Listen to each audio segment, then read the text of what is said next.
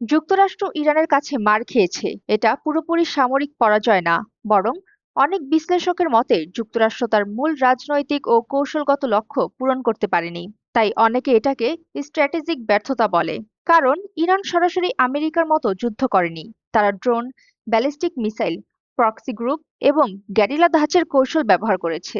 এতে আমেরিকার আধুনিক প্রযুক্তিগত শক্তির সুবিধা অনেক কমে যায়।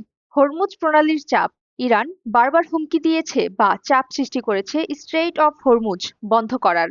এই পথ দিয়ে বিশ্বের বিশাল পরিমাণ তেল পরিবহন হয়। ফলে যুদ্ধ দীর্ঘ হলে বিশ্ব অর্থনীতি ক্ষতিগ্রস্ত হয় এবং যুক্তরাষ্ট্রের ওপর আন্তর্জাতিক চাপ বেড়েছে। ইরান পাহাড়ি ও বিশাল ভূখণ্ডের দেশ। ইরান আক্রমণ করা ইরাক বা আফগানিস্তানের চেয়েও কঠিন বলে বহু সামরিক বিশ্লেষক মনে করেন। স্থলযুদ্ধ হলে আমেরিকার বিপুল ক্ষয়ক্ষতি হতে পারত।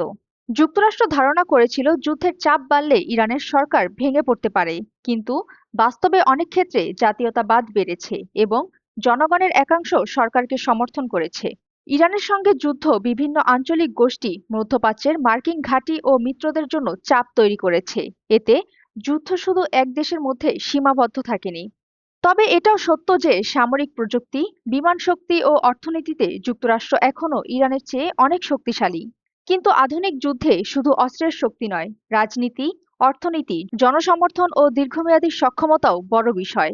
এজন্য অনেক সময় দুর্বল দেশও শক্তিশালী দেশকে আটকে দিতে পারে, যার জীবন্ত উদাহরণ ইরান।